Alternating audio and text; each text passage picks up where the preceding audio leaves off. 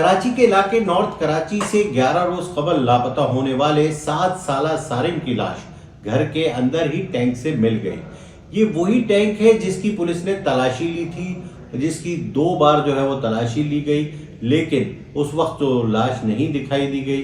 आज अचानक से लाश कैसे निकली, ये पुरस्कार वाकया, इस पर जो है वो मोहल्ले वालों अहले खाना पर को तशवीश पाई जाती है। पुलिस का जो इब्तदाई तफ्तीश है उसमें ये बात सामने आई है कि जिस मुकाम जिस टैंक से ये लाश मिली उस पर जो है वो प्रॉपर ढक्कन नहीं रखा हुआ था। कुछ लोग कह रहे हैं कि वहाँ उस पर जो है वो गत्ता रखा हुआ था और कुछ लोग कह रहे हैं कि उसके ऊपर टूटा हुआ टाइल रखा हुआ था। तो इब्तदाई तौर पर जो वाक़यात सामने आए वो आपके सामने लाता हूँ। 7 जनवरी को सारिम अपने घर से निकला था अपने भाई के हमरा जो है कुरान शरीफ पढ़ने के लिए अपार्टमेंट के अंदर ही, जिसके बाद उसका बड़ा भाई तो वापस आ गया, लेकिन सारिम जो है वो घर नहीं पहुंचा। सारिम को जो है वो अपार्टमेंट में तलाश किया गया, नहीं मिला, उसकी ढूंढ मची। अपार्टमेंट के तमाम अपार्टमेंट्स को अहले खाना ने, पुलिस ने चेक किया, लेकिन सारिम का नहीं पता लगा। पुलिस के मुताबिक और सारिम के वालिद के मुताबिक ये जिस टैंक से लाश मिली है सारिम की, इसे भी 2 बार जो है वो चेक किया गया है। उस वक्त जब पुलिस को सारिम की गुमशुदगी की इत्तला दी गई, पुलिस ने क्या बयान दिया था, आए वो सुनते हैं। हम फ्लैटों को हमने सर्च किया, तलाशी ली इनके साथ, लेडी सर्चर के साथ। फिर वहाँ के जितने भी मेन होल है, गटर वगैरह, उसको भी हमने चेक किया है। और 4 बड़े पानी के टैंकर हैं, टैंकरों में भी उसको देखा है, और फ्लैटों के छतों वगैरह पे भी, उस पर भी इसको तलाश किया है। ये थे इंस्पेक्टर इसरार रहमान, जो कि बिलाल कॉलोनी थाने के SHO थे। इन्होंने बताया कि इन्होंने चेक किया, आपने खुद सुना। उसके बाद पुलिस की तफ्तीश होती रही। सारिम के वालिद को एक मोबाइल पे मैसेज भी मिला तावान के लिए। पुलिस ने इन्वेस्टिगेट किया तो वो मैसेज जो है वो जाली निकला। उसके बाद गवर्नर सिंध एक्टिव हुए, कामरान खान टेसूरी जो है वो इनके घर पहुंचे और जो है वो तसल्लियाँ दी और कहा कि बच्चे की बाजियाबी के लिए तमाम तर इक़दाम किए जाएंगे, लेकिन बच्चा सारिम नहीं मिला। आज अचानक जब वॉलमैन पहुंचा टैंक में, वहां उसे बू आई और उसने पुलिस को इत्तला दी।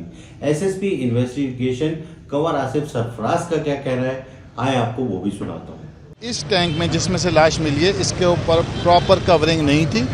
एक मेकशिफ्ट अरेंजमेंट की हुई थी उन्होंने, और जो स्लैब होती है, जो टाइल की एक स्लैब होती है, वो टूटी हुई रखी हुई थी।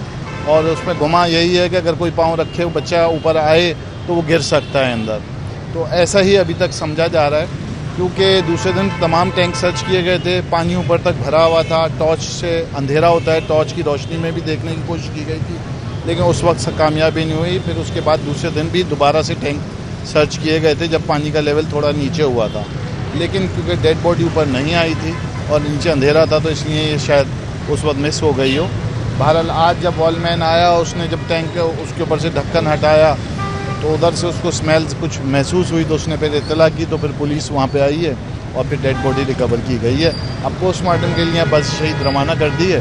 उनसे यहाँ पोस्टमार्टम की रिपोर्ट में हमने क्वेरीज भी की हैं कि ताकि हमें बता दिया जाए कि कितने दिन पुरानी लाश है और क्या कोई अननेचुरल कॉज है या नेचुरल कॉज है।